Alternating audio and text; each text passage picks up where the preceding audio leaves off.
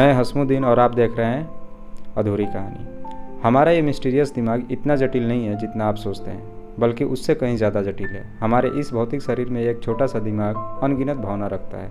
अफसोस तो यह है कि हम इसके बारे में नहीं जानते हैं। यह दिमाग चीज़ों को याद रखता है और घटनाओं को स्टोर करता है, लेकिन हम इंसान दिमाग को अलग ही ढंग से प्रोग्राम करते हैं। इसकी क्षमता और संभावनाओं को खो देते हैं। जैसे आप कोई इंपॉर्टेंट बात याद रखना चाहते हैं तो उसे लिख लेते हैं। आप सोचते हैं कि लिखने से वो चीज़ें याद रहती है, नहीं, बल्कि आप लिखते ही इसलिए हैं क्योंकि आप जानते हैं कि भूल जाओगे, और भूल जाओगे तो लिखी हुई चीज़ों को आप दोबारा से देख करके याद कर लोगे। चलिए मैं आपसे पूछता हूँ, आपको कितने मोबाइल नंबर याद हैं? आज हमारे जीवन में मोबाइल नामक एक छोटा सा डिवाइस है। हम ज़्यादातर मोबाइल नंबर याद रखने की कोशिश नहीं करते हैं, बस अपने मोबाइल में टाइप किया और उसे सेव कर लेते हैं। असल में हम अपने दिमाग का इस्तेमाल ही नहीं करते हैं।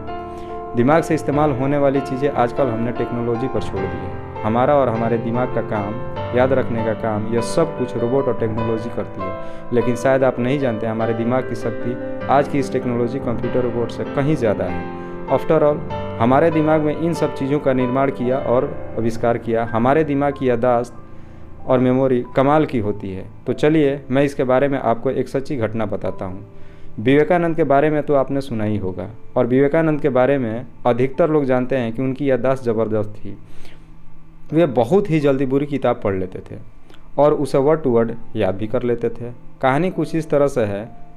यह बात उन दिनों की है जब विवेकानंद क्षेत्र भ्रमण में थे और उनके साथ उनके एक गुरु भाई भी थे। क्षेत्र भ्रमण के दौरान जहाँ पर भी उन्हें अच्छे ग्रंथ मिलते थे वे उन्हें पढ़ना पसंद करते थे। किसी भी नई जगह जाने के बाद उनकी सबसे पहली तलाश लाइब्रेरी की होती थी। एक बार की बात है, एक जगह उन्हें एक लाइब्रेरी ने काफ़ी अट्रैक्ट किया, तो उन्होंने सोचा कि क्यों न यहाँ कुछ दिन रुका जाए। उनके गुरु भाई उस पुस्तक वाले से संस्कृत और इंग्लिश की नई नई किताबें ला कर देते थे और विवेकानंद उन किताबों को पढ़कर अगले ही दिन वापस कर देते थे।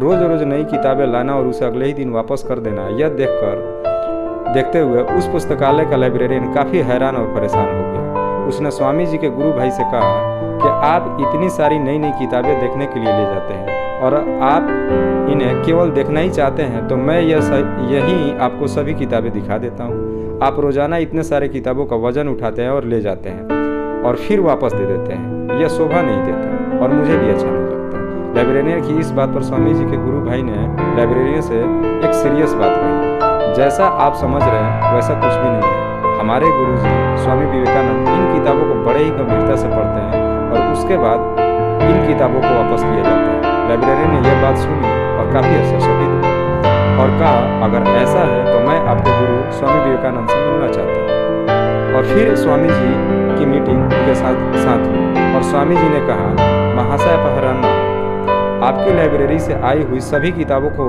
न मैंने केवल पढ़ा है बल्कि मुँह ज़बानी याद कर रखा है। इतना कहते हुए उन्होंने वापस की हुई किताबों उस लाइब्रेरी को थमाई और किताब में मौजूदा इम्पोर्टेंट कंटेंट्स उस लाइब्रेरियन को मुँह ज़बानी सुना दिया। लाइब्रेरियन चकित रह गया। लाइब्रेरियन ने उनके तेज दिमाग का रहस्य पूछा। तब विवेकानंद बोले, किसी भी चीज़ को पूरे फोकस के साथ थॉटलेस किया जाए वह पूरी तरह से आपके मेमोरी में स्टोर हो जाती है। आपका दिमाग चीज़ों को कभी नहीं भूलता। उसके लिए आपको ज़रूरी है अपने मन और दिमाग की शक्ति को पहचानना, और वह शक्ति अभ्यास और ध्यान से आती है। और आप तो जानते ही हैं, विवेकानंद बहुत ही ध्यान किया करते थे। उन्हें जब भी समय मिलता था वो तो किताबें पढ़ते थे या गहरे ध्यान में होते थे। ऐसे ही एक दूसरी मैंने कहानी सुनी संत गुरु के एक वीडियो में। उन्होंने भी विवेकानंद के याददाश्त के बारे में एक घटना कही। चलिए अगर वह घटना आप नहीं सुने हैं मैं आपको बता देता हूँ। विवेकानंद भारत के पहले एक ऐसे योगी थे जो अमेरिका गए थे 1893 में, और उन दिनों विवेकानंद ने एक क्रांति सी ला दी। एक बार की बात है, स्वामी विवेकानंद अमेरिका से लौटते समय वह एक जर्मन फिलोसोफर के पास मेहमान थे। डिनर के बाद वह एक स्टडी रूम में वापस में बैठकर चर्चा करने लगे। वहीं मेज पर एक 700 पेज की किताब पड़ी हुई थी और वह फिलोसोफर उस किताब को बहुत ही बड़ाई कर रहा था। फिर विवेकानंद बोले कि क्या आप मुझे यह किताब 1 घंटे के लिए दे सकते हैं? मैं देखना चाहता हूँ ऐसा इस किताब में क्या है।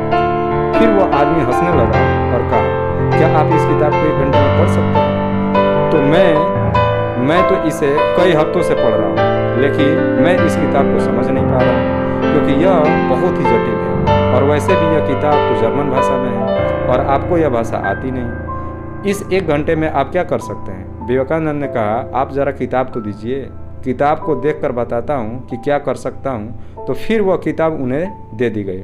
उन्होंने उस किताब को अपने दोनों हाथ के बीच में पकड़ा और फिर आंखें बंद करके बैठ गए। और फिर 1 घंटे बाद किताब को वापस करते हुए विवेकानंद ने कहा, इसमें कुछ भी खास नहीं है। उस आदमी को लगा विवेकानंद की घमंड की तो हद हो गई। आपने किताब को खोला तक नहीं और आप उसके बारे में कमेंट कर रहे हैं। इवन यह भाषा तो आपको आती तक नहीं, मतलब यह थोड़ा सा चिढ़ गया। यह सब बकवास है। फिर स्वामी विवेकानंद बोले कि आप किताब के बारे में कुछ भी पूछ लीजिए और मैं आपको बताऊंगा। ठीक है। उन्होंने कहा, पेज 33 में क्या लिखा है?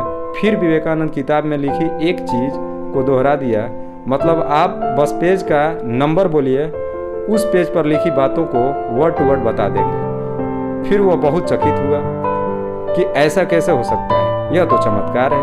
आपने किताब खोली तक नहीं, कैसे हो गया? विवेकानंद बोले, इसीलिए लोग मुझे विवेकानंद बोलते हैं। विवेक यानी बौद्ध। वैसे उनका नाम नरेंद्र था।